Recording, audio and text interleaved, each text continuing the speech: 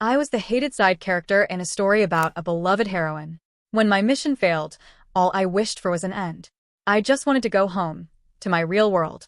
But when they finally realized that my will to live had truly faded, the same people who once mocked and tormented me began to return, one after another, begging me to stay. They pleaded for me not to die, not to leave them behind. But I was already finished with them. My assignment had been simple in theory: save the devoted second male lead from his doomed fate.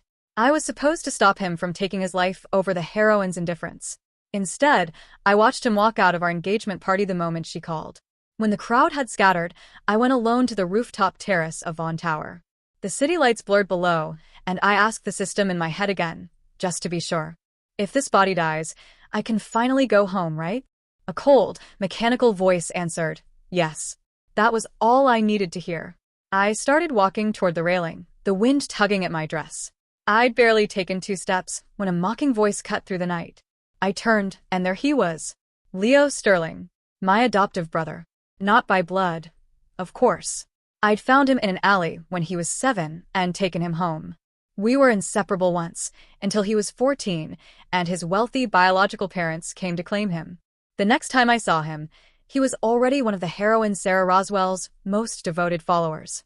The years I'd spent working 3 jobs to pay for his schooling had been reduced to nothing more than a brief flicker of gratitude when we reunited. That didn't last long. Once he heard the rumors that I was a jealous, spiteful woman obsessed with Sarah, he started treating me like a disease. Tonight had been no different. During my engagement party with Joey Vaughn, news broke that Sarah had been kidnapped. The hall emptied in an instant. My fiancé was the first to leave. Before he walked out, he grabbed my wrist, his eyes dark and accusing. "This better not be your doing," he hissed, then left without a second glance. That was the 100th time. Since arriving in this world, Joey had chosen Sarah over me exactly 100 times. And with that, the system marked my mission as a failure. A man that devoted to his heroine doesn't need saving. Trying to change that was arrogance on my part, a mistake both I and the system would pay for. I let out a soft, bitter laugh and looked at Leo again. The warmth I once felt for him was long gone. "I don't know why you're still here," I said coldly, "but do yourself a favor and stay out of my way. If you linger too long, you'll miss your chance to play the hero for your precious goddess." After all, Sarah's so-called kidnapping was nothing but a staged performance, a carefully planned stunt by her family to destroy my wedding. Once everyone had rushed to save her, she would make her grand, miraculous return. Leo flinched, probably taken aback by the cold edge in my voice. He opened his mouth, but I had already turned my back on him. My mission had failed. There was no reason for me to linger in this world any longer. The only small mercy was that the system had noted my relentless efforts and granted me an exemption from punishment. As long as I left this world before the deadline, I could avoid total erasure. But back in my own world, my original body was dying, ravaged by a terminal illness. I remembered my mother's gaze just before I had been transported here, eyes brimming with gentle, heartbreaking sorrow. I bit my lip and quickened my steps toward the railing. "Faye, what are you doing?" Leo's voice, usually sharp and dismissive, now carried urgent fear as he saw me inching closer to the edge. He was right behind me. "What is this stunt? You know pretending to die won't sway Joey. And after everything you've done, even if you jumped right now, you'd never compare to Sarah. You." His words caught in his throat. From his perspective, he watched me vault over the railing without hesitation, plunging into the glittering city below. The wind roared past me, sharp and stinging, yet it couldn't touch the surge of freedom in my chest. I was going home, back to my parents' arms, back to the people who truly loved me. All the years of suffering, humiliation, and injustice would stay behind. Almost there, just a little further. I closed my eyes. The world should have ended. But instead, a brutal jolt ripped through me. A hand clamped onto my arm, muscles straining, yanking me back from the edge. I opened my eyes. Leo hung from the railing with one hand, the other gripping my arm as though letting go was unthinkable. "Let go," I said, my voice unnervingly calm. Leo's jaw was tight, his eyes bloodshot and shimmering with unshed tears. "Faye, you and this time," he choked out. "You put on a convincing act, but it won't change anything. Joey, he..." "Let go," I yelled, refusing to hear that name again.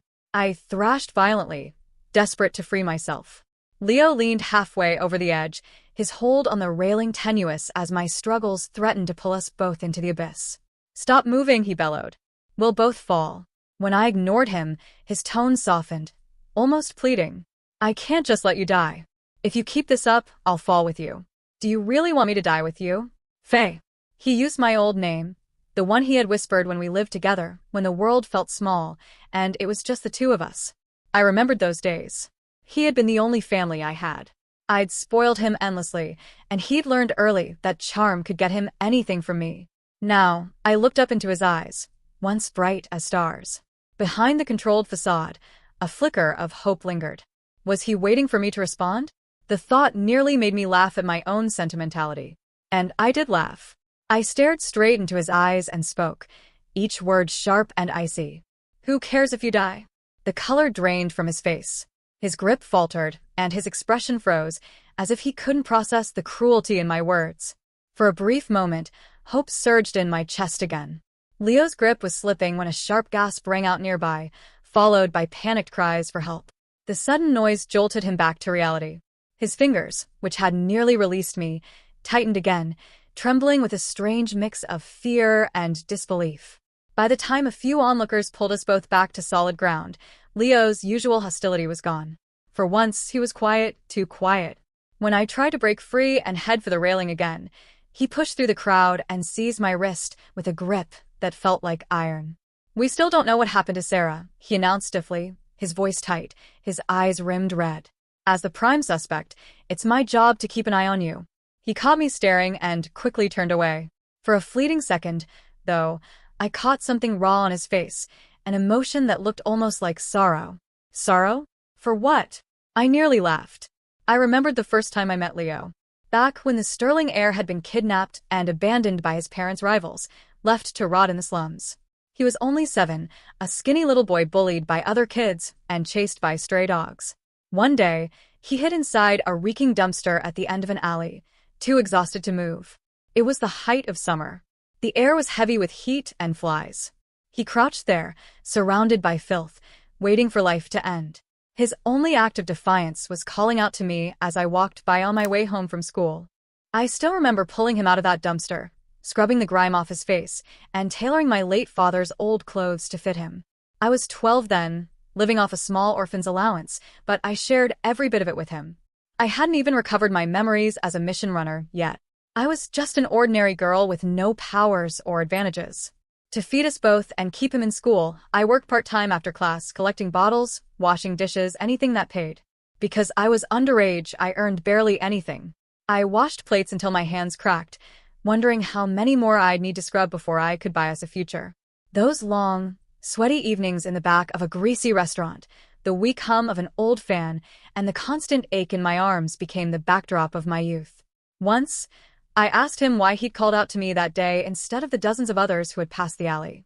He'd smiled, a bright, innocent smile, and said he had been watching for a while. He chose me because he believed I was the only one who looked truly kind.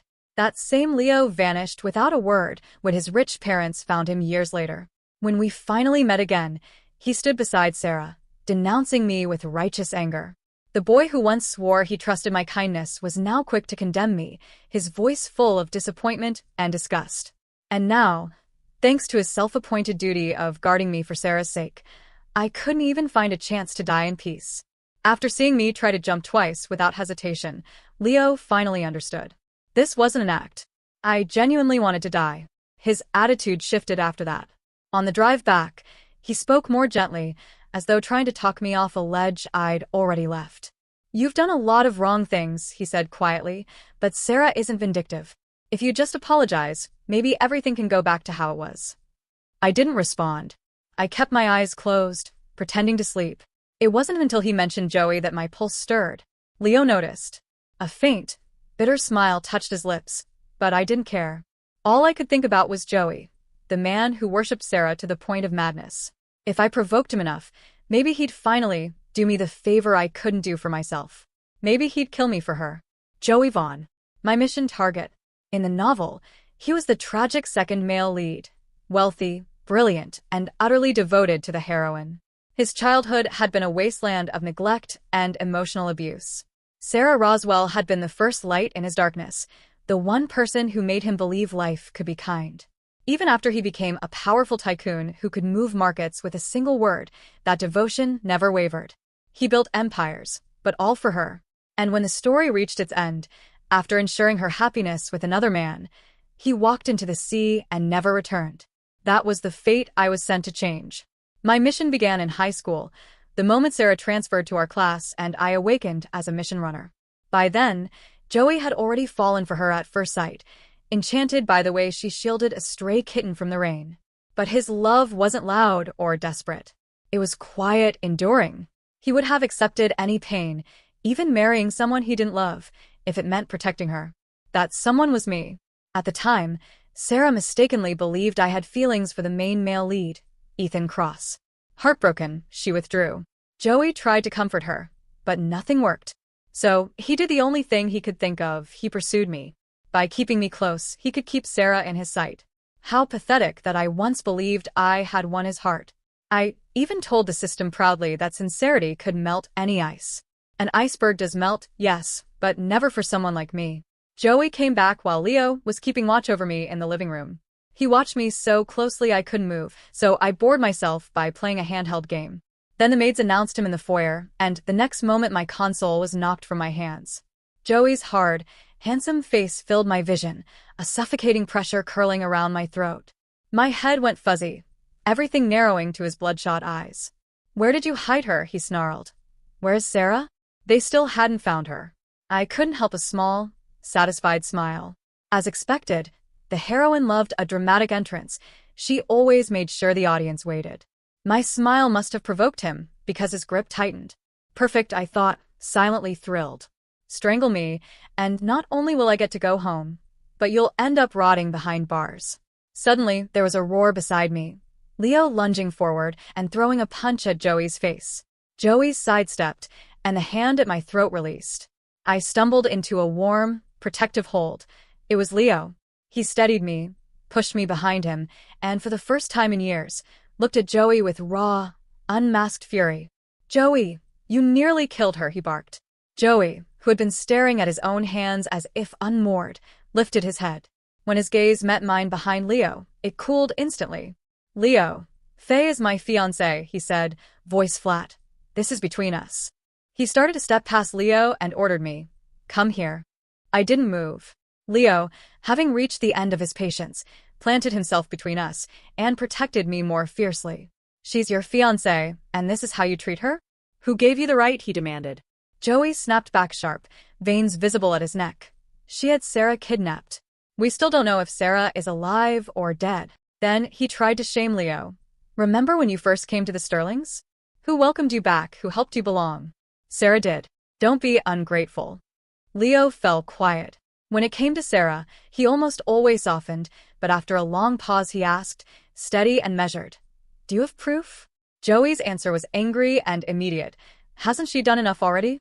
She framed Sarah, stole from her. Everyone knows it. And each time, Sarah forgave her. Isn't that enough?" I almost laughed, listening from behind Leo. Of course Sarah forgave me. Who else would make her magnanimous glow so obvious? Just as I was about to provoke Joey into giving me what I wanted, Leo surprised both of us. "I believe her," he said. "What?" I blurted, incredulous. "I believe Faye. She's innocent," he repeated, voice ringing with conviction. Joey's expression turned stormy. I spoke from behind Leo, with a humorless smile. "Don't start now. You've accused me so many times. What's one more?" I tried to step around Leo and leave. He clutched my wrist, holding me fast, eyes never leaving Joey.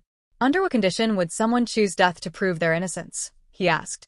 "If a person is so constantly misunderstood, so defenseless, that the only way left is a final act, it means they've been wronged over and over.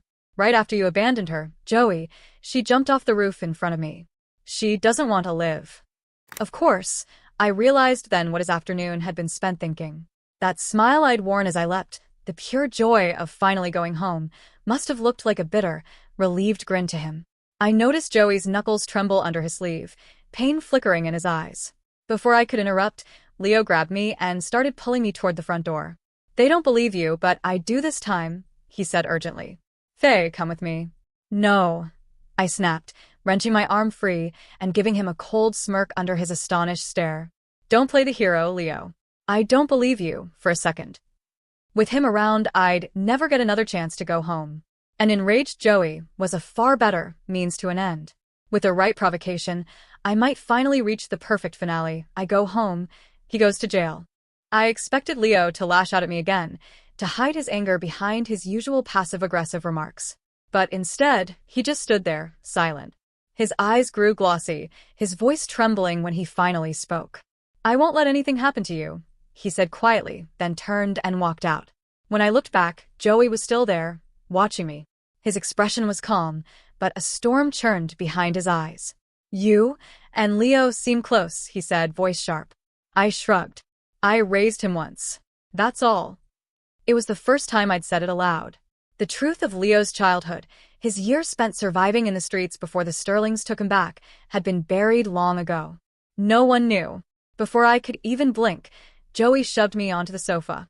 His hand went to my throat again, but this time, the touch was strangely gentle, his face so close I could feel his breath. His grip loosened as he stared at me. Then, with a faint sigh, he let go. His thumb brushed over the bruises he'd left, almost tenderly.